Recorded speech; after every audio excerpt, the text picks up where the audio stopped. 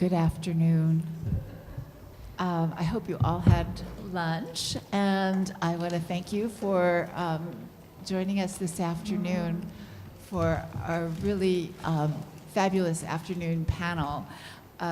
It is really so exciting for me to have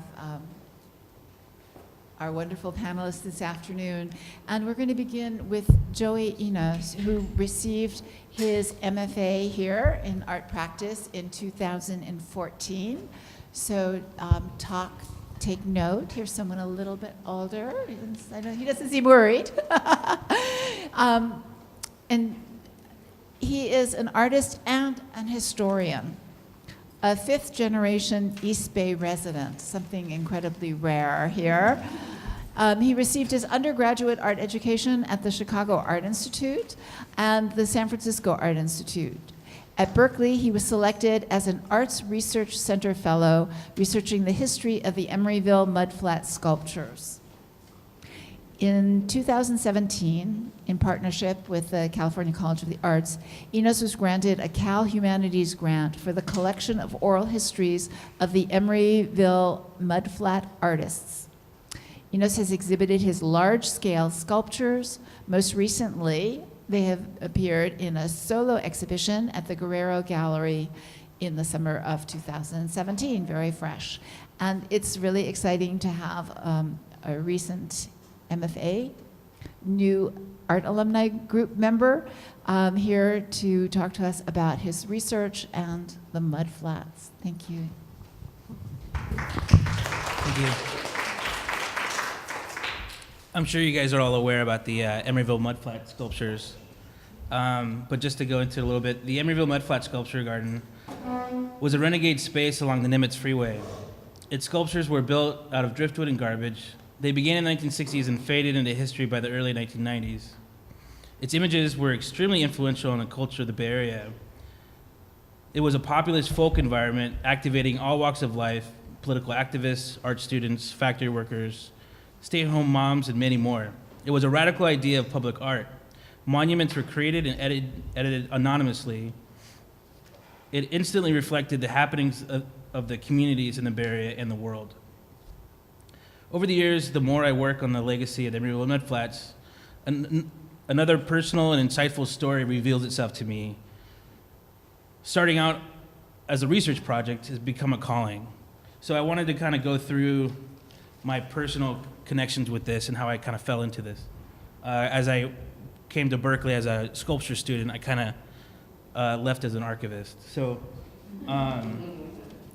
my parents used to tell this story about the way my mom told my dad that she was pregnant and she decided to build a giant sculpture at the Emeryville Mudflats.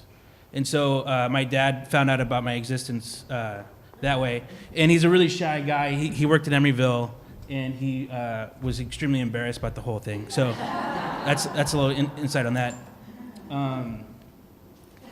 And so to go into, in my research, I found this photograph of, this is a class in 1960, a CCA sculpture class.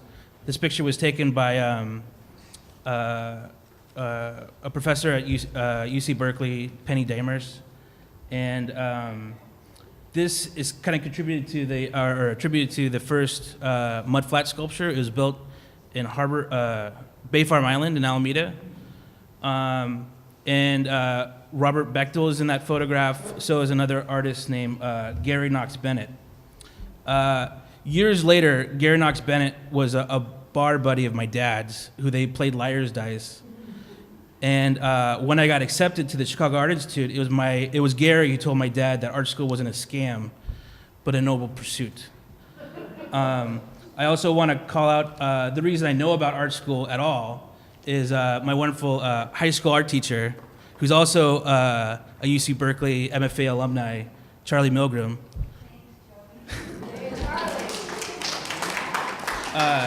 Who I just found out last week that she also built sculptures at the Emeryville Mudflats. So all these things are deeply contributing to why I fell into this. So when I was doing my MFA, I sort of fell into trying to understand my sort of deep connections with the art that has been made here in the Bay Area.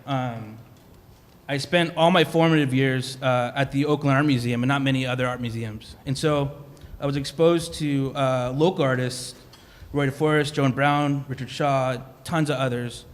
And I didn't know, I didn't know a lot, but I knew these artists, and they made a huge impact on me. The first artwork I ever saw was this, The California Artist by Robert Arneson.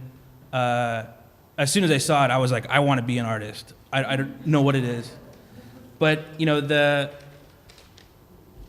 everything, as I look back, this artwork has everything that the Mudflats sort of activate for me, and what I love about sort of post-war Bay Area art is that this element of folk art and junk art, this fierce independence and unafraid to be silly and radical politics. I see this in the Emeryville Mudflats, and what's amazing about it is that that this happened without a singular artistic vision or a curated presence. It was truly a voice of the community. And to me, that's really inspiring. I began working on the Mudflat sculpture project for Greg Castillo's class seminar called Design Radicals of the 1960s. And during my research, I discovered that CCA was gifted a collection from a gentleman named Robert Sumner, who's a teacher at UC Davis. And he gave his collection to CCA, and he, for 40 years, documented the Emeryville Mudflats. At the time that I was at my MFA, the collection was not cataloged and was unavailable. And my day job, I am actually a registrar and an archivist, so I saw this collection that wasn't touched, and I just began drooling, trying to get a hold of it. So I didn't forget about it. So after my time in Berkeley, I decided to write a series of articles about what I found out. And through these articles, I reconnected with CCA about the collection, and I was given more access to the collection. I found pictures that cemented what I knew about the Mudflats into history as a radical experiment in public art. I think growing up with them, you kind of take them for granted, but they're truly inspiring. This photograph, I'll explain to you, there was an element of anonymity making these things. And they were controlled by the people who made them. So they were edited, added to, and this gentleman signed his own work. So Mr. Zucker signed his work, and if you know that, if you could read it underneath, someone wrote ego, and on the other side it says, take it back to the studio. So this idea of an artwork that wasn't meant to last was facing the freeway. The audience was everybody. Sort of was this really sort of important fervor that was there. So last year I brought CCA. I brought the idea to the CCA libraries to apply for this Cal Humanities grant to record the oral histories of the artists that made these things in Emeryville. And so as we know, time is marching on, and I feel it's great importance to expose these anonymous artists and highlight their work and show the sort of the radical ideas that came out of the Mudflats in the Bay Area. So this year we got the funding, and this year I'll be traveling around to record stories and collecting them for the CCA collection. What we're planning to do is we have 40 years of photographs, and I'm desperately going to try to connect the images with some of the stories that I'm going to be collecting. So that's the plan. What's amazing is that there's so many stories, and I can't wait to record them all. And so we're hoping to have an online exhibition connecting images to stories, and also having a public exhibition as well. So the project is called Anonymous Art Revealed. So if anybody has any stories or pictures or anything, I would love to talk to you. So that's my email there, so thank you.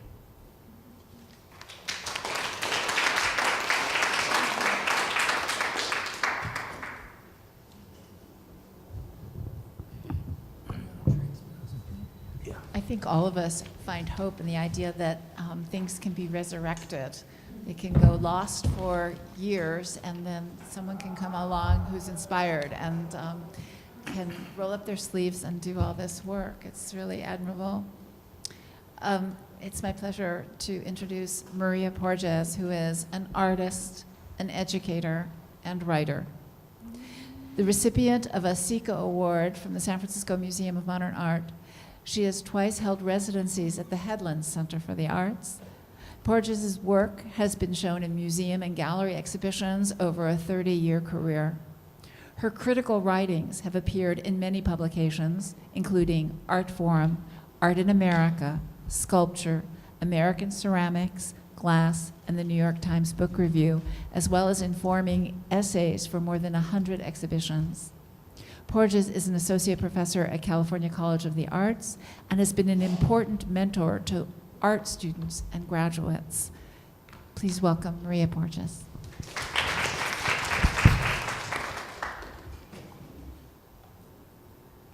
I may be the only person on this panel who has no direct personal, well, I never attended a UC school, but I was born in Berkeley because my parents were both graduate students after the war on the GI Bill and lived here for 9 years. Okay. As someone with dual and at times dueling practices as artist and writer, I've had many occasions to think about how I want both my own work to be viewed and understood and that of the artists I've written about. What kind of legacy, both in terms of words and objects, I might want to leave behind, and how I view our collective legacy as a group or generation of artists and writers. I'll talk about some of these things, but some backstory might be helpful first. Backstory being what I specialize in, since my job, as far as I can tell, is to serve as the village explainer. I come from a family of storytellers, and I find that framing things this way makes sense. Nowadays, many young artists start showing their work in a variety of venues before they ever get out of grad school, at least my students do. But like many others of my generation, my life as an artist really didn't begin until my schooling had ended. After I got my MFA and moved to California to endure the last spectacular death throes of a 7-year train wreck of a relationship, I actually quit making art for a while and pursued writing poetry seriously instead. This lasted for a couple of years, amazingly, during which I took the only class I ever attended on this campus, an extension workshop in poetry with Tom Clark. But I was still connected to the work of makers through a craft business. I made hand-painted tile. And I more or less supported myself this way for nearly a decade. I moved into a warehouse in East Oakland where I was surrounded by other recent MFAs, several of them from Mills College, all of whom had day jobs and dreams of gallery success. I also met someone who was in the MFA program here at Berkeley and started to go to their group evening sessions in which they were teaching themselves about contemporary art, because at that time there was no contemporary art history class for the program. This picture, I fell asleep on the floor in somebody's studio at least 3 times when the Joseph Beuys Volkswagen bus and sleds came on the screen. I was famous for it. I don't think Beuys is that boring. It's more that at the time, I was really working hard, and slides, even in college, when somebody put the slides on, I would go out like that. So these people became part of my group of friends as well, and I still know many of the people from that original group. Soon I started writing criticism. I was opinionated, and people told me that being opinionated and being a writer, I should be writing criticism. I also returned to making sculpture with some conviction around the same time in the late 80s, in part because I'd finally gotten embedded in these communities. That's the first thing I learned. You need a community to build a history. By moving away from the place I'd gone to grad school, Chicago, I'd marooned myself, a stranger in a strange land. But now I had a really interesting cohort. Through writing, I won a grant to do a long critical essay and used that essay, The New Narratology, yes, it's a pretentious title, I know, to piggyback into curating a show about the new narratology, examining the narrative in image text art. This was the catalog that I produced for the show, which I traveled to several venues. It included Nayland Blake, Mark Durant, John Winnett and Margaret Crane, James Morris, and Jack Bayless. It was a lot easier back then to travel shows. Mine went from a San Francisco alternative space to a museum in Santa Cruz, one in Miami, and finally to the University of Texas in Arlington, which is where I first met Jeff Kelly and Hung Lu, because Jeff was the curator then for that gallery. Some of the artists in the show and their friends became the most important part of my community. For the next few years, we wrote about each other's work, curated each other into shows, and went to each other's openings.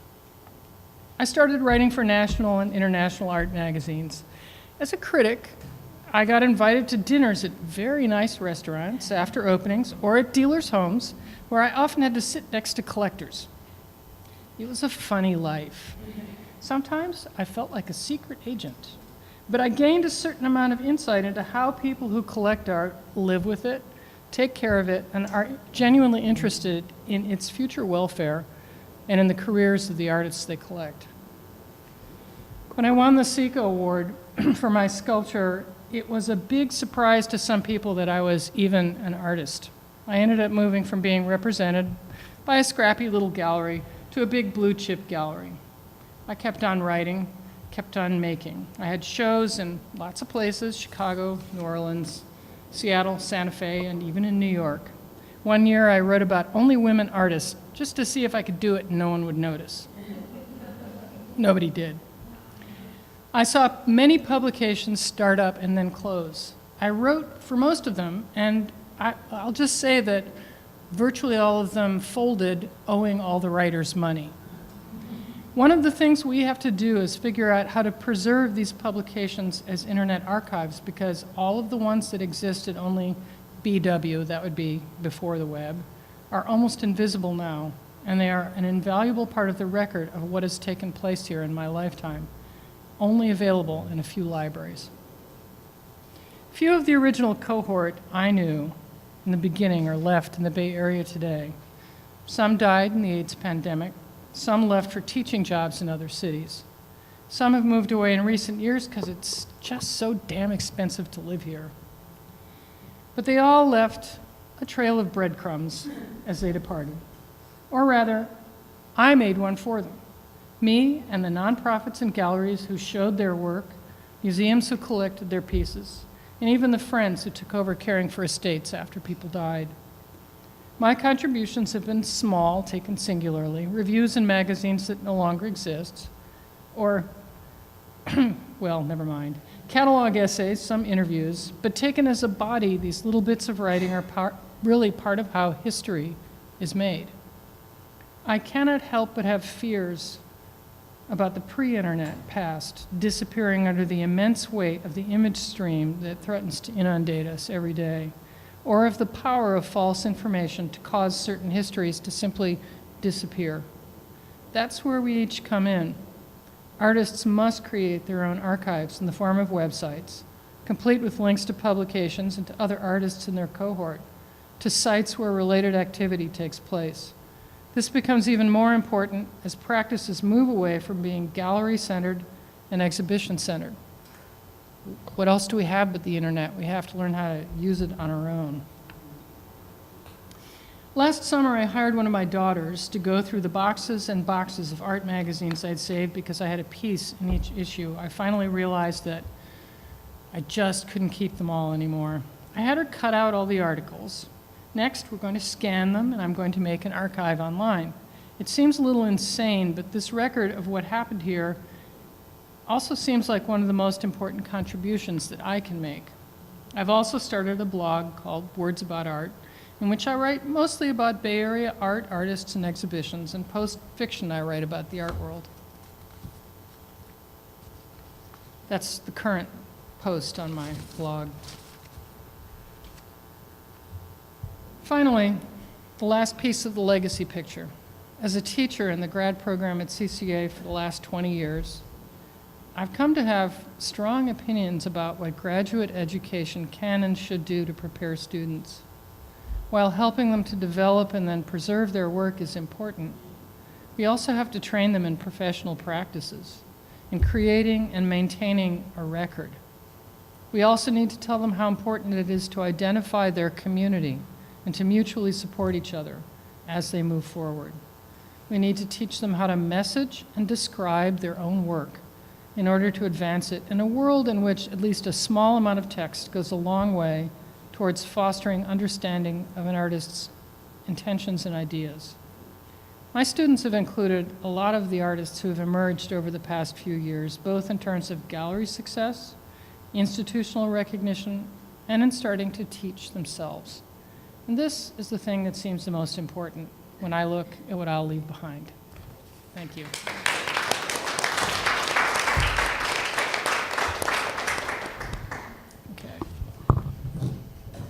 Thank you, Maria. That was beautiful and humbling also at the same time.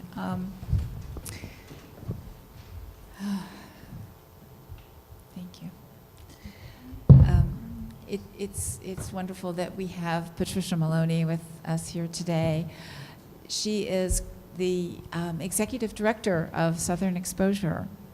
She is also the publisher emerita of Daily Serving and Art Practical, having founded Art Practical in 2009 and then assumed the publishing of the international online art journal Daily Serving in 2013. As a senior correspondent and producer, Maloney contributed to the weekly contemporary art podcast, Bad at Sports. Her writings have appeared in Art Forum, Art Chronica, and Brooklyn Rail. She's held curatorial positions at Ampersand International Arts in San Francisco, the Matrix program at BAM PFA, the Mori Art Museum in Tokyo, and she was a program associate for the international program at the Museum of Modern Art in New York.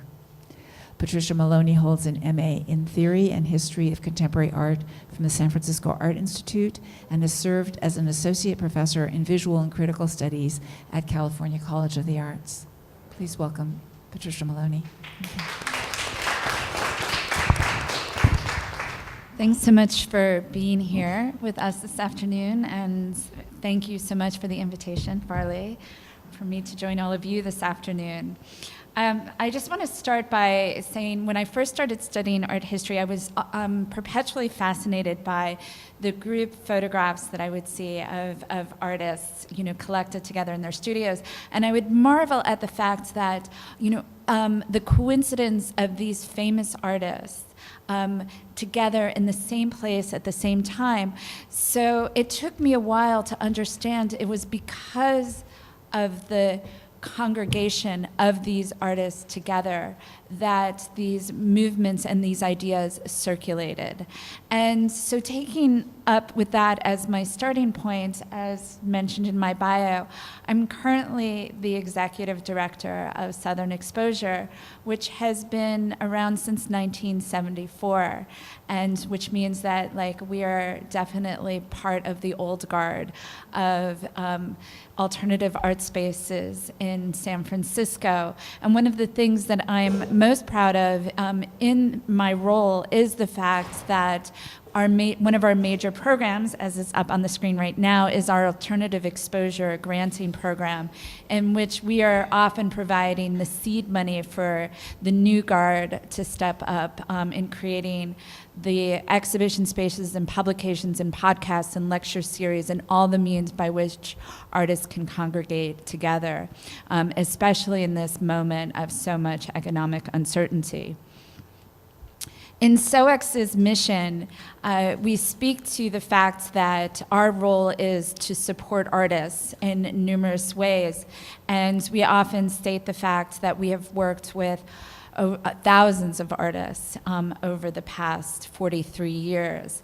And at any one time, I think anyone affiliated with the organization can only offer a small fraction of what that history actually comprises and who is included in it. The website is where we hold most of the archive of the activities, and I'll come back to that momentarily. But I just want to sort of stay in that moment of thinking about the fact that as a space which is supporting artists at the early stages of their career, and now it's very important for me to define that idea of emergence, not only as that early stage, but the voices that are coming from underrepresented communities, from marginalized positions, and bringing those into representation as well. We are thinking about legacy at its outset in a lot of ways. And in support of that, I want to transition into the publication that I founded in 2009, which is Art Practical, and spend a little bit more time there talking about the mission of that publication. Because and this is where I shift into my reading mode. But this is the place where my understanding of legacy is really one of a forward-looking accounting of the past. And so, like Southern Exposure, in this idea of what is emerging, it is also thinking about where is it emerging from? Where are these practices emerging from? So Art Practical's mission is to create a historical record of contemporary art practices and to foster artistic production through critical writing and public programming. The publication participates in a continuous spectrum of activity, conversation, and critique as part of the everyday lives of artists, curators, viewers, and readers. But the publication is also the recorder of that activity, thus giving conversation a form. Thoughts and gestures become tangible as reviews, interviews, profiles, and features. The undifferentiated events of the everyday become tagged, categorized, contextualized. They are written. So Art Practical functions within this continual process by which experience gets converted to form and then reinserted back into experience as dialogue, while also being appropriated as history.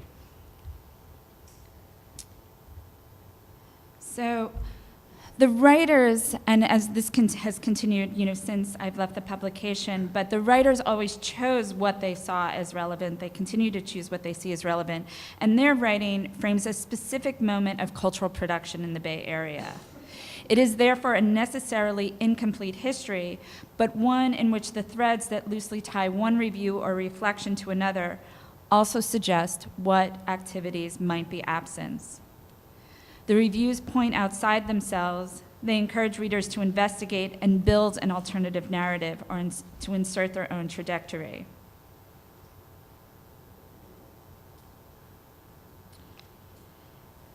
If we think about art as a trace that marks the position of an idea of any particular moment, art writing therefore gives form to the feelings and thoughts that occupy that moment. Perspectives change, the words that we use change.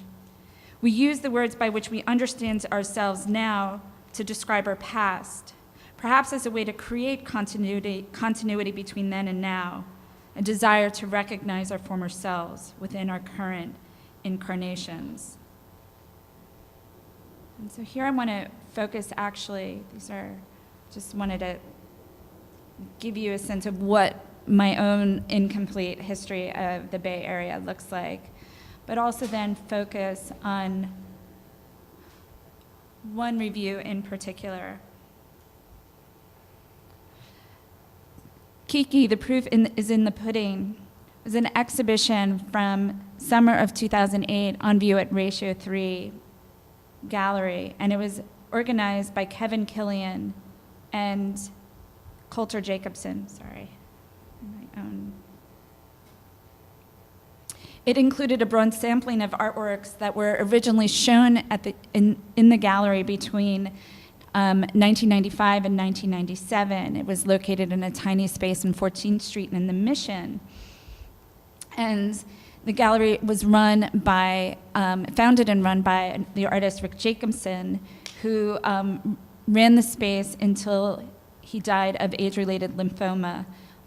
Closed its, oh, I'm sorry, I said 1990, it's between 1983 and 1995, so I'm sorry, I had the dates wrong. But why this exhibition was so compelling for me was the fact that none of this work was recognizable to me. As someone who came into the Bay Area 10 years after the closure of this gallery, the history that this gallery held was lost, to me. As I write, the works on view do much to suggest that resistance, loss, giddiness, and self-preservation were the prevailing sensibility of San Francisco a decade into the AIDS crisis.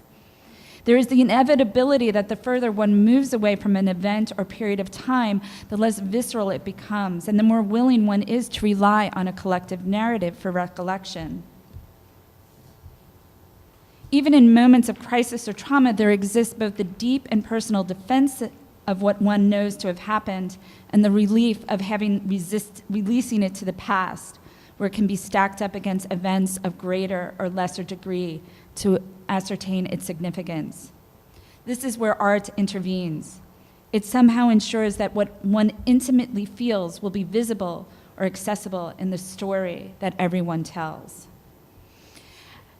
And this is bringing me back to Southern exposure because I recognize that in my position now and in the place that I hold, and the place that the organization holds, like within San Francisco, we are responsible for a very specific group of narratives. And there will be the record of those narratives that the website will hold.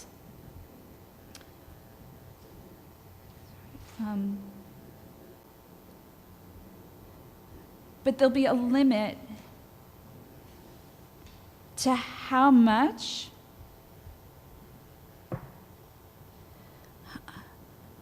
this record can hold the anxiety and the uncertainty and the exhaustion that we may feel at this point in time about what we are facing. By the time this is perceived as history, we will have already understood what has followed.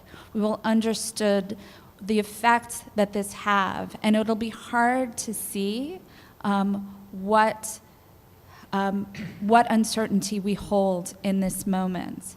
And so part of the question that arises for me are the ways in which we as individuals and in our writings and in our conversations and in the works that we make, what is critical to bring forward? What is necessary? In addition to just preserving the works, what are the feelings and the desires, the aspirations, the collective sensibility that we want to carry forward as well, and what forms will it take? Thank you.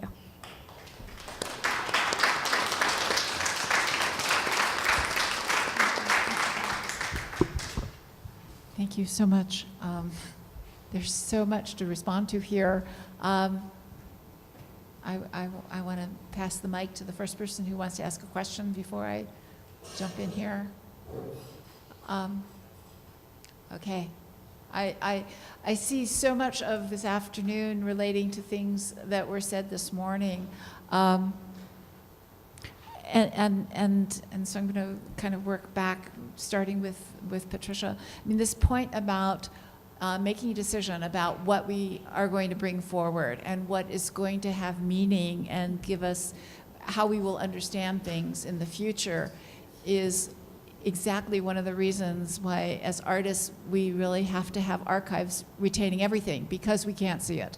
Just because, and I think that's what becomes challenging, because, do we accumulate absolutely everything, and then how do we have the time and the energy to look back and edit it with hindsight. And then if we're editing with hindsight, that already is not really true to what we were experiencing in the time at which the art was created and the time we were living that moment. And so there's a dilemma there that I think you've really sort of hit on with this phenomenon that we don't, there's really no way of conveying something for the future, to the future in that respect. Is there anyone here who wants to talk to that? No. I mean, I can respond a little bit to that in that we have like boxes and boxes and boxes like stored up in these lofts at Southern Exposure that create that are paper records of so much of this activity, and there's a way in which we certainly value that and feel stewards of that, and there's other ways, and we're like, if there was an earthquake right now, we would all be dead by paper.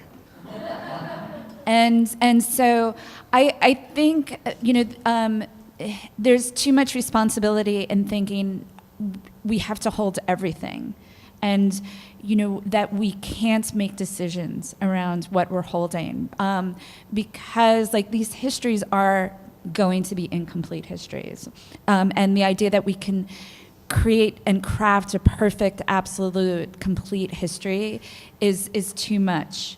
And I'm content with the idea of the incomplete history, but as long as am responsible to the narratives that I'm committing myself to telling, and preserving and making sure that I put forward as concretely and tangibly as possible those specific narratives. And as each of us has spoken to, the way in which it's just we're holding those individual narratives, within a larger collective, making sure that the connective tissue is between our own personal narrative and the community in which we operate.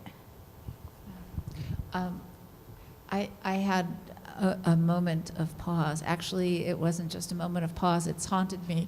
When I came into the Richmond Art Center a couple of years ago, the executive director, Rick Ambrose, kind of gestured to materials which needed archiving. I mean, it was the archive, but it was in boxes, it was in lateral files, it was in filing cabinets, it was in drawers, it was just piling up because no one was able to deal with it. Nobody, we were all struggling, to carry on with what's at hand. And so he was giving guidelines, and then the sentence that just sticks with me is, and in terms of letters and papers, only if it's someone who's important. And there comes up this question, importance. Because I think there are huge differences between the relevance of something in terms of how things develop. Something could, something could not necessarily in and of itself be recognizably important, but there's a relevance there that you see only in a broader sense. And I think that's part of that harsh reality that a lot of us are facing, because there's a lot that has not been validated as important, and we all see that everything as being relevant to how things develop with our own work. Is there anyone who wants to speak to any of this? Yeah, Farley, please. Yeah, this is a fascinating question, just because recently I gave a talk about the history of this space, the Worth Rider, and also kind of ran up against the archive that's actually just a pile of papers thrown in a drawer. And it made me think a little bit of trying to make a connection here to, Joey, what you were saying about artists who valued anonymity, right? So what that artist is saying as part of his or her work is that they specifically don't want certain information recorded, specifically their name or their identity. And earlier this morning, talk said something about what do you call the? It's not Instagram. Oh, Snapchat. Snapchat. Yeah. Oh God. Yes, that Snapchat instantly disappears, right? And when I was going through Sonia's archive, there were a lot of things where we're like, okay, we really need to throw this laundry list out, right? So, and I'm sure that many of you as artists have like, I've thrown away piles of old drawings or something like this. Yeah, like I really don't want people to see this part of history. So the whole question when you're making an archive is also, what are you going to include, but what aren't you going to include? So I was wondering maybe, Joey, if you could say something about how you feel about the anonymity in the mudflat sculptures. Sure. What's interesting about this project is that even though there was a fair amount of artists out there, a lot of them wouldn't call themselves artists. And so they had no concept of legacy, or, their project was the project at hand, whether it was a protest that they were advertising for or exposing people to. It was immediate. And so the thought of it existing, past the afternoon didn't exist. So the fact that we have these photographs and the fact that there's, this idea of monuments is still relevant. It's really interesting to expose these works, and I think every person I've talked to so far have been really interested of sharing with me their experience. And in the structure of anonymity worked the fact that it was they were trespassing, and they could have gotten arrested for what they were doing, and sometimes what they were doing might have been a little risque. So it's interesting to to talk to more people and feel how they felt about this anonymity. They felt a lot of power from it, but now, 20, 30 years have gone by, see, how they feel about that exposure. So they want to reclaim authorship now? Is that what you're pointing to? It's the passage of time? Some people, yeah. And some people are just excited that it mattered. Mm-hmm. A lot of people, sort of dismiss it as, a thing back then in those crazy times, The interesting thing that I keep exposing myself to is what the 70s was like. I was not born in the 70s, but it seemed a pretty nutso time that a lot of things needed to be said and done very quickly, So it was very interesting to reflect on those times. Well, certainly with a lot of conceptual work, the feelings and the ideas about it have changed dramatically in terms of, going from conceptual work and performance work to trying to have documentation, to trying to restage what were performances and were things unto themselves and were not set up as or conceived as theater pieces, and now are being historicized and scripted and redone, and that hangs in with the anonymity, the idea that you might feel very strongly about the ephemeral nature of a piece of sculpture, and then with passage of time really change your feeling about letting go and wanting to preserve it. Are there any? Yes.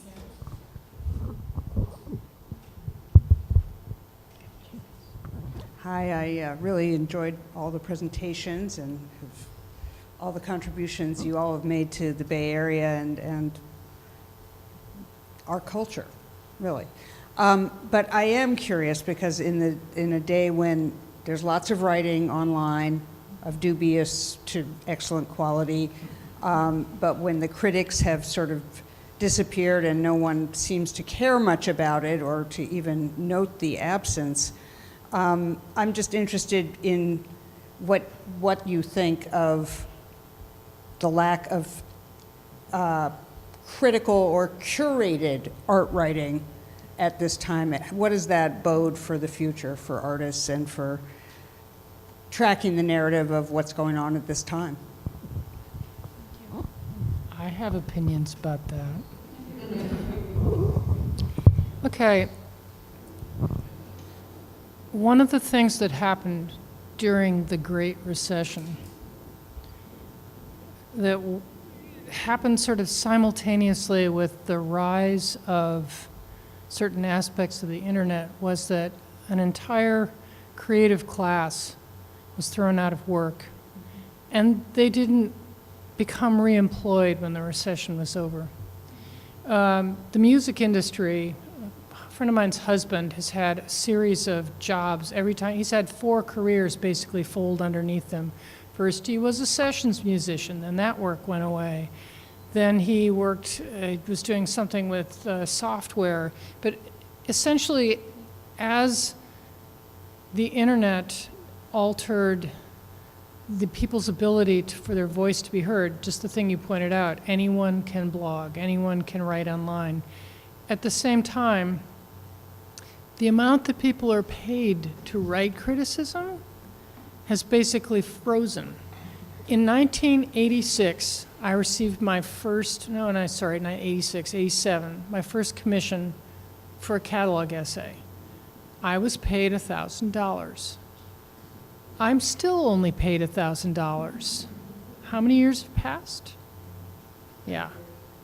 So $1,000 now is definitely not worth what $1,000 was then. Art Practical pays its reviewers $50 for a review. They call it a stipend. They don't call it pay. They say, look, it's an honorarium. Because I work for CCA, which is now the fiscal sponsor of Art Practical, I actually only get $36.32. And what this does is that, like curating, it is altering the profile of people who enter the profession. Curating is a notoriously poorly paid profession. Museums do not pay people well. So often people go into curating are people who can afford to, either because they are in a relationship with someone who makes a lot of money or they have independent wealth. So what are we going to do? Well, there are online publications aside from, there is Art Practical and Daily Serving, which has a constant stream of really pretty good quality writing. There's Square Cylinder, which I recommend highly. I write for them. And one can only, there are similar publications in other cities. The problem is that print publications are increasingly prohibitive. Not a single art magazine that started on the West Coast lasted more than a decade, and only one lasted that long. That was Art Limited, which just folded this spring. I don't know how they lasted so long. Honestly, I don't. But I could list 10 other magazines that started and folded, usually after like 1 or 2 issues. So I don't know what the answer is. I just have to hope that, just as with everything else, we're going to sort this out before we become buried in the fake and the false and the terrible. I did want to say something about the idea of deciding what's important. One of the things that I learned during my 20-year stint writing audio tour scripts, honestly, I probably wrote, out of the 60-plus scripts I wrote, I'd say over half of them had some impressionist content. That's what people come, yeah. And you can understand why, right? That's what brings people to the museums.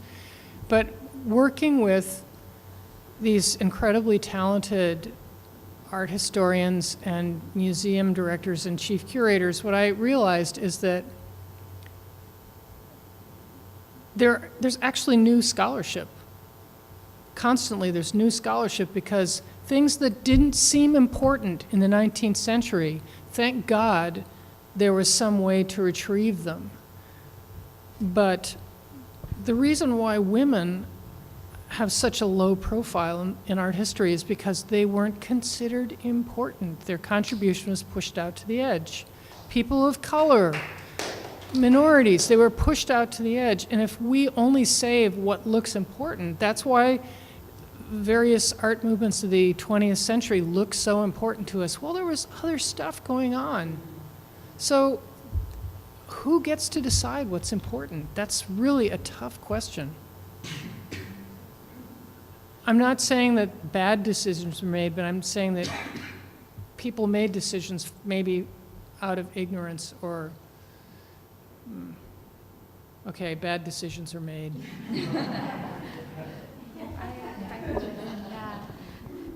Yeah, I guess I have to start off by just disagreeing the fact that art criticism has disappeared and art critics have disappeared because, and I pulled this page up deliberately because this is, the first page of several that, Art Practical alone has had well over 400 contributors to the publication. And obviously, as Maria indicates, they're not doing it for the money because it's not possible, to support, even with the support of CCA, it's not possible to support full-time writers. And so I think it's not that art critics have disappeared, it's the forms have changed.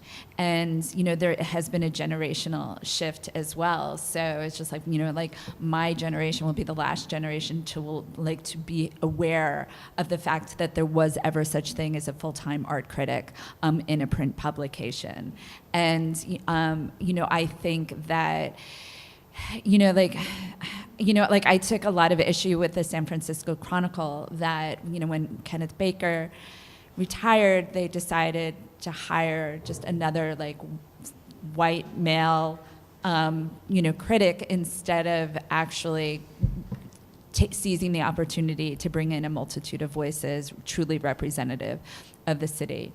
I love prints. If you saw the stack of books and zines and publications that were next to my, my bedside table, the aspirations that I have to read everything that I, come into possession of, you would hold no argument with that statement.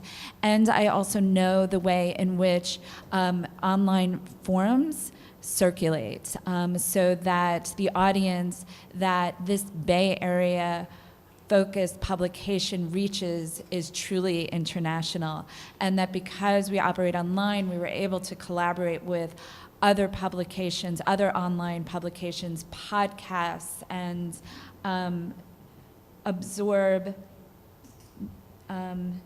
this doesn't even represent it, for 5 years, there was it was an online calendar listing site that when they folded, they offered the digital archive to us and we absorbed it.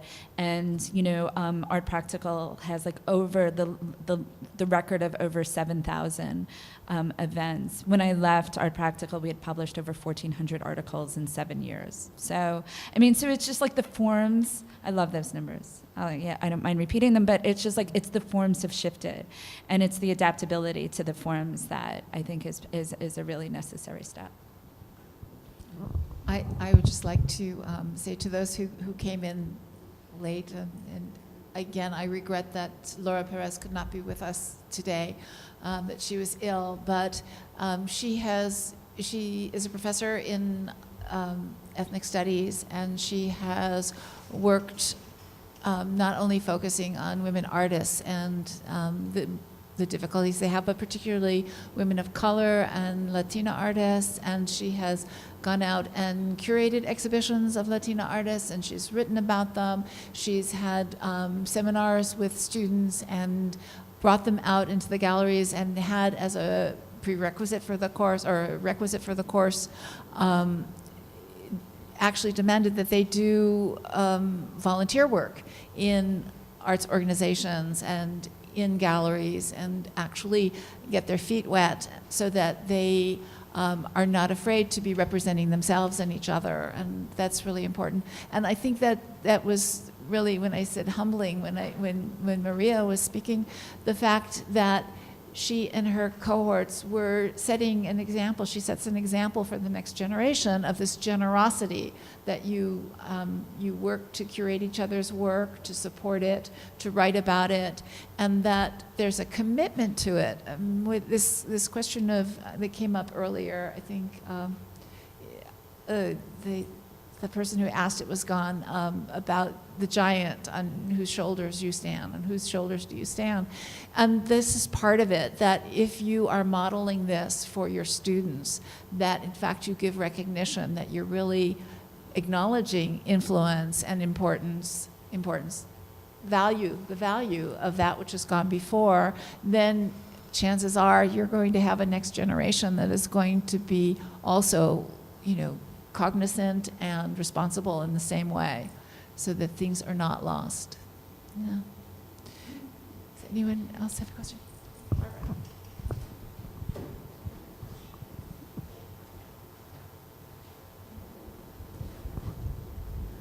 Hi, I'm Barbara Morris, and I know a fair number of you, and others I don't. And I share Maria's dual and dueling careers as artist and writer. And I attended UC Berkeley. I got my bachelor's degree in '77 and my master's in '86. And there's so many different things that have come to mind, and I just wanted to maybe raise a couple of things that have lodged there, and maybe some of you would like to respond. The last Alumni Symposium I came to here was quite a few years ago, and there seemed to be a little bit of a rallying cry in the audience about how terrible the art writing in the Bay Area was, and just the level of criticism being suboptimal and the critics not working very hard. And I got a little hot under the collar about it. I've been writing about art for, 18 years or something now. I used to write for Art Week for like 10 years, and I wrote for Art Limited, and I write for Artillery a little bit still, and now I'm writing for Square Cylinder, since Art Limited went out of business. But one thing that Maria was talking about, her cohort of colleagues and artists, and how they all kind of joined together and supported each other and wrote about each other's shows and curated each other into shows. And I see lots of warning bells and red flags going off. Like, that is something I would not feel allowed to do in my career as a writer at this point. It's like, some of the people that I know best and whose work I would want to support, I am not allowed to write about by the guidelines that are in place by many of the art publications, which are understandable for a number of reasons. So perhaps some of you would care to address that. The other thing was Maria stated that the internet is all we have, so we'd better make good use of it, something like that. And God, is the internet really all we have? I mean, that's kind of a sad state of affairs. I mean, it's a wonderful tool, but I felt so sad I have all those boxes of magazines too, and I would love to hire my kids to clip them out, but it's like, it feels like a degradation to go from this wonderful like stack of beautiful images to like something that could just disappear. What if the internet went away? Then all your work would just vanish. So that's all I'm going to say. I don't know if it's that the internet is all there is, as much as that it's the best tool that I think I have right now. It's the thing which offers me the greatest opportunity to reach the largest number of people in the most, admittedly, not democratic way. One of the things that's been interesting about starting a blog is that it puts you in contact with the relentless commercialism that now characterizes everything that happens on the internet. Everything is about how many people can you get to look at it, how can you monetize it, though that is not my interest. And I remember the early years when what people talked about were how amazing it was that everyone could communicate with each other, not how much money can you make as a blogger. As for the writing about each other and curating each other into shows, we were young. We didn't have anything else. We had each other. And the proviso that you're not ever supposed to write about somebody you're related to. I know that with some publications, you're not even supposed to write about your colleagues where you teach, or basically anybody who you would consider a friend. Unfortunately, since I've been in the art world here for so long, I pretty much couldn't write about anybody if that were the case, because I've met so many people through teaching, through various other connections. So I always figure I'm the one who should judge whether or not I can be impartial. And there are people who I don't write about for that very reason. I am too close to them. I don't think that I could do a good job. It's the kind of thing where you say to yourself, if I were hired to write about this person by them, I could do a good job of it, because essentially catalog essays serve a completely different purpose. They're hagiography. Their purpose is to make the person you're writing about, it's not just, you don't make ridiculous claims for them. You don't say that they are the greatest thing since sliced bread. But what you do is that you create a context for their work. You describe it in the most eloquent way possible, but the purpose of it is essentially promotion. It's positive, whereas criticism is supposed to at least be neutral. Although, honestly, truly critical writing almost doesn't exist anymore. You know that as well as I do, Barbara. The critical review, which basically tells you there's no reason you should go see this show and I'm going to tell you why, almost doesn't exist anymore. And I will say that for myself, I wrote one review that made fun of the artist's work. It was like maybe the second or third year I was writing. I was asked to write a review by the first editor of Art Week, Cecile McCann. May God rest her soul. She was an amazing editor. And I didn't really want to write it, but I wrote it. And yes, I made jokes at the artist's expense. I turned it in, and I immediately, within an hour, I called her up and said, please don't publish it. And Art Week was then a newsprint publication. She said, I have to run it, otherwise there would be a hole the size of your review on that page. There's nothing to substitute for it. Let's just say that that particular lesson in bad karma followed me for 30 years. That artist really held a grudge for a long time. So I don't know, does anybody here have any thoughts about whether critical reviews they might serve an important purpose in the historical record, because they would give people a sense that not everything is fabulous. On the other hand, maybe we should only be using the critical forum to write about work that we think substantially deserves to be written about. I think that happens by default, is that we write about work that we think is important. Important is the word again, okay. Certainly now with curation, I want to show work that I really think is fabulous and I want people to see. I'm not going to put work up on the wall in the gallery that I think is, flaccid. It's got to be strong. It's got to be important. It's got to be. It has to serve some.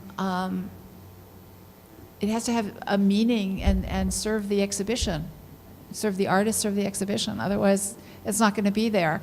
And I don't think anybody expects me to be putting work up that I'm not passionate about and don't care about. It's, and the same with writing. I mean, and the work that you care about is the work that you tend to understand the best and know the best, and you can illuminate for others. I think that it feeds onto itself that way.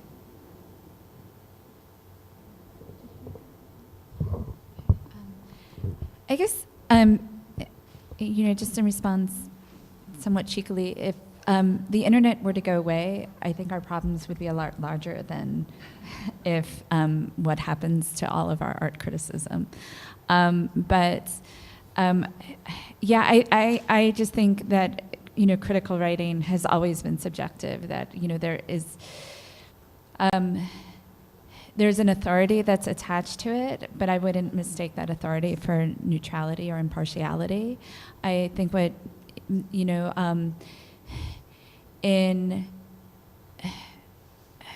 how I interpret what you're saying is that within, like, really good critical writing, like, within that authority, there is, like, the well-reasoned position. There is the, like, understanding of what the argument is based on and the perspective is based on, whether it's like a formal and visual and aesthetic framework or a historical or philosophical one, but it's grounded and it's well reasoned. But I'm also a fan of the fact that one can be, you know, speaking from one's encounter and one's experience. That's why I love so much art criticism that's written by poets, present company included, because there is that the visceralness of that experience is often present in that writing. I'd like to go back to one of the points that was made this morning when Tracy gave us such a great guideline. And the point she made was family, and to include family. And I think this is really interesting with Joey, that he has this family history which opened up a whole world to him, and a commitment that might not have been made by someone else who did not have that kind of attachment and association. Could you speak a little bit about your sense of connection from generation to generation and your involvement in this project? Sure. I didn't seek out to do this. It just kind of unfolded itself to me. Growing up here, not one of my friends lives here anymore. They've all moved off, and my family has this intense history. My great-grandmother was the first Spanish interpreter for the United Nations, and she also worked for Earl Warren in the 30s. And so, there's this intense history that the older I get, the more important it is, and sort of the lack of writing about it, and sort of I'm an artist. I could barely write, and so I'm putting myself into this place of learning how to write and learning how to talk about this stuff. So it's really interesting having these generations kind of speak to me, and also the community that I grew up in. The Bay Area doesn't look the way it did when I grew up, and so I want to tell that story as quickly as I can. I think it's worth pointing to the fact that when Max Beckmann was kind of hiding out in Amsterdam during the war, that his son Peter was selling his paintings for him. And before him, Henri Matisse's son Pierre was selling his work for him. And that there have been artists before who've really depended on family members. Van Gogh's sister-in-law took care of his paintings for him after he and then his brother had both committed suicide. We know in recent history that Richard Diebenkorn's legacy has been shepherded first by Phyllis Diebenkorn and his daughter Gretchen Grant. And we see this. These are the people who are closest to you, and these are really also the relationships you want to really cultivate and in this direction. It may be that you haven't done it and for years and years, or maybe your kids have been involved, or other family members. With David Park, he has a niece, Nancy Park, who's been really, really important in terms of working on his behalf. And you can find someone to champion your work left or right. It could be a neighbor. It could be someone who's just been watching you from their window and from having coffee. Yeah. I forgot to mention, in that same vein, I have a white whale that I've been chasing for years. He was an African American photographer of the Emeryville Mudflats, and I know him through reading articles over the years. And he was just a Berkeley eccentric that by 1980 took probably 100,000 photographs of the Emeryville Mudflats.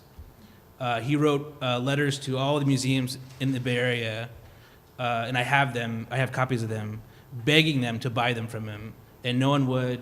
And in the mid-'70s, he threatened to throw them all in the Bay. Luckily, I have another letter from the '80s that he didn't. But his name was William Jackson. I don't have a middle name. It's been incredibly hard to find any information on this guy. And so I'm desperate to tell him his story and sort of these, sort of lesser known stories of these happenings. So, I feel like it's almost upon me to tell that story.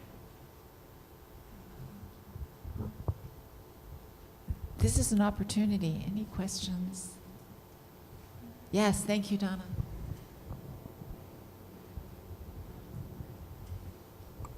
I've been thinking a lot about something related to what you were saying, which is that I think what I'm starting to experience, I'm a painter, I've been working for 40 years, largely off the radar, but what I'm starting to experience is a younger generation of curators, gallerists, writers, people coming in who are searching for what happened to our generation of women artists. I mean, and it's a story. I mean, it is a story.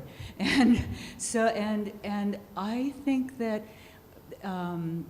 that's one of the forces that's very heartening, is to think that people are seeking, the people who went before, and saying, so teach us something about how you did this, or teach us something about what it was like for you, and starting to have those conversations.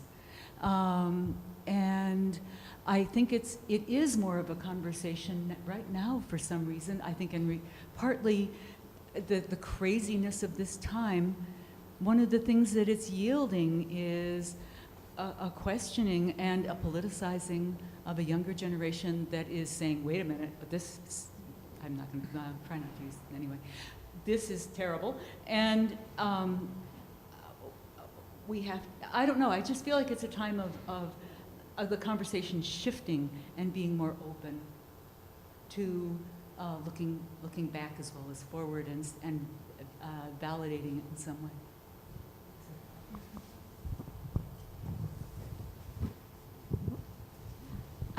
So I wanted to bring up an example of that. In our first year of publishing, we included this interview that was conducted by Jared Ernest with the photographer Marion Gray, who I'm sure many, yeah. I want to say this is probably one of the proudest things that I've ever been part of. Sorry, because we published this essay, and I'm sorry, it's not here as part of this article, a portfolio of her photographs, and that was my introduction to her and to her work and what she was doing, and I stayed in touch with her, from that point forward, and knew that she just had this amazing archive, and that she was sick, and I didn't know what was going to happen to it, and it was at lunch with Christina Linden, who at the time was the assistant curator at the Oakland Museum, and she was talking about a project that she was working on, which was a Judy Chicago performance. So it was all of the archival footage and documentation that she had of this performance that Judy Chicago had done at Lake Merritt. And I said, have you reached out to Marion Gray? to see what she has. I'm sure she has something. And she said, well, who's Marion Gray? And so I connected the two of them, and that is what led to Marion's exhibition at the Oakland Museum, and a very long, intense conversation between Christina and Marion about her work. And so it was some serendipitous, thank you, encounters. But I think, speaking to, like what Joey is saying, it's just like, and to, like what you were speaking to, that material is out there. So as much as we may lament, the shift to things online, that material is out there, and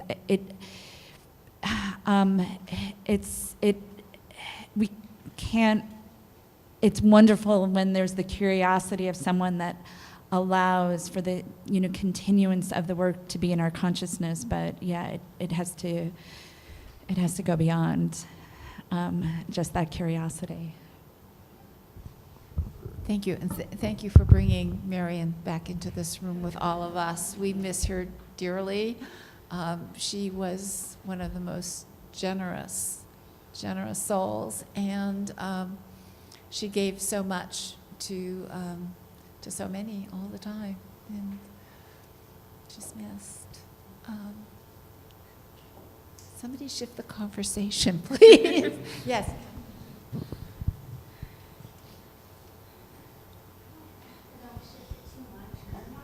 To the critical, because when I was a student, I learned the most from the visiting critics who came and hit me with a mallet.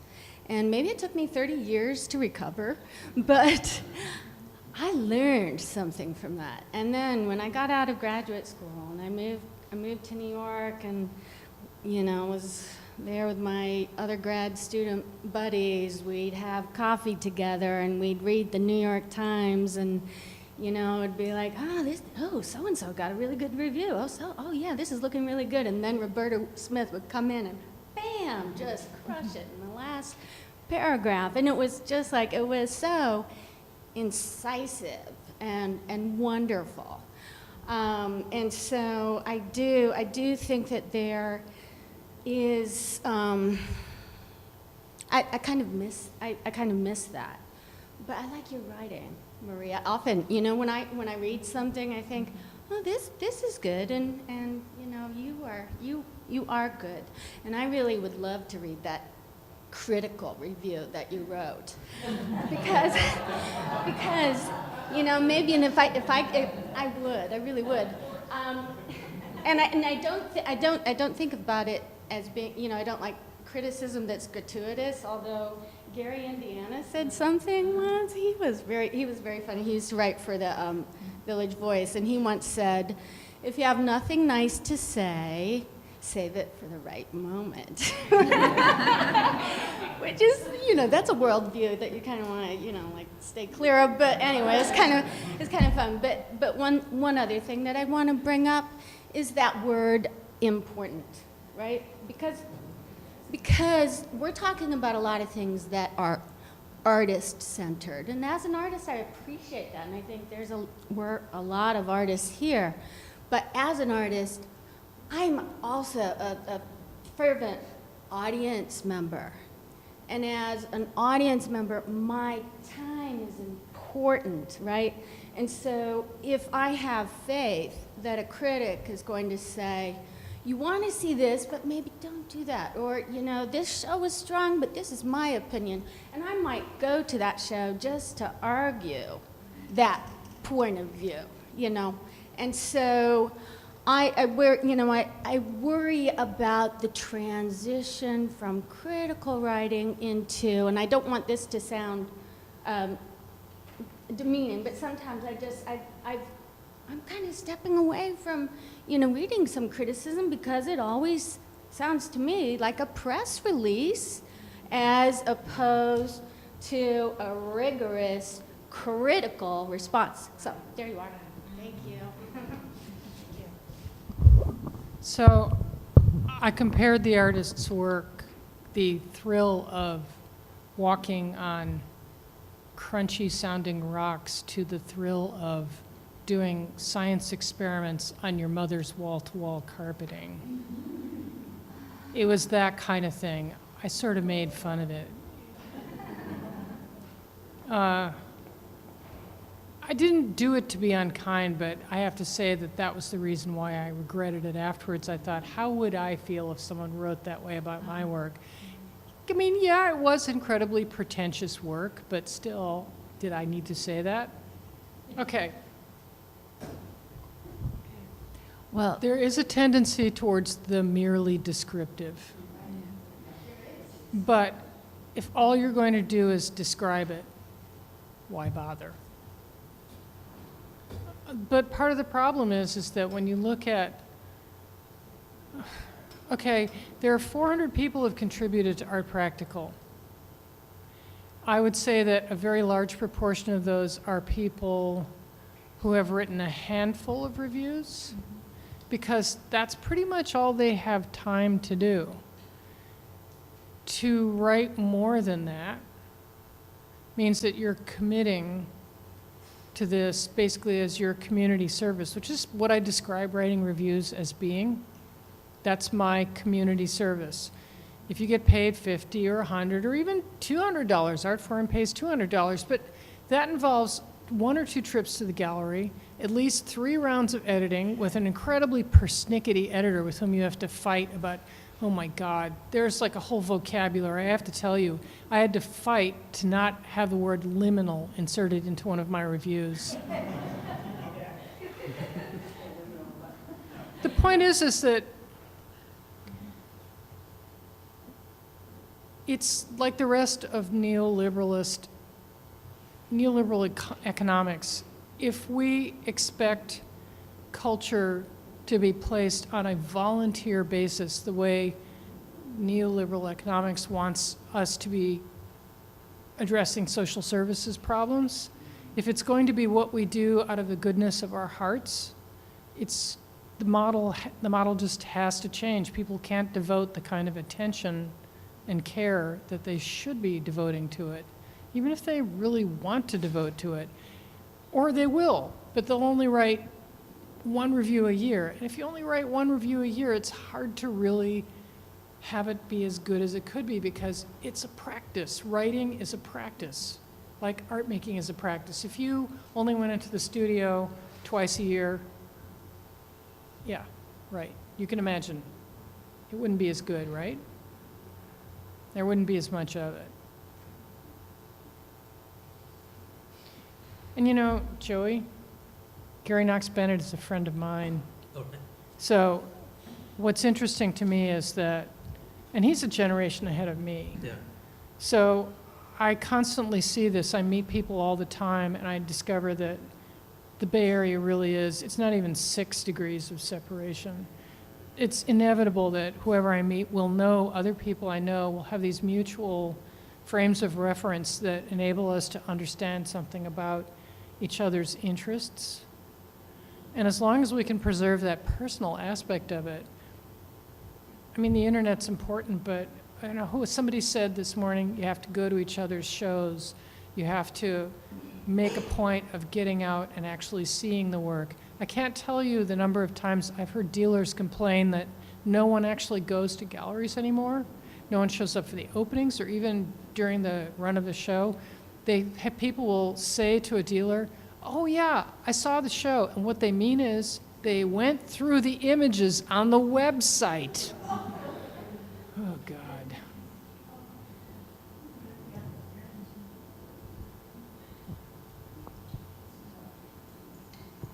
Well, you know, there's just so much time in life too. But I've decided that I'm really, if I'm going to be Don Quixote, I might as well just really be Don Quixote. So I've committed to writing. I think this year I might actually hit 35 or 40 reviews of one kind or another, which is completely insane because I'm paid almost nothing to do it. But because I now have a teaching job and my children are 16 and really wish that I would leave them alone, I have more time. Well, I want to thank you all. This has been an amazing day. I think what comes through all of this is our relationships with each other, our cohorts, our peers, everyone that cares about the art that's being made, the art that's going to be made in the future. I hope that we will see you during the course of this next year, that you will come to a meetup, that you'll propose some undertaking that we can plan together. One thing that came up earlier, Terry Cohn isn't here anymore, but she made a comment that she got her degree here in art history, and the art historians don't do something like this, the alumni art historians. And so I said, well, let's do it, you know? And I think what we should do is we should have art historians and artists in the room at the same time, actually. I think that would be fantastic. So, so thank you all very much. We appreciate your participation. We appreciate these fabulous panelists who have been so generous with their time and their insights. And thank you all.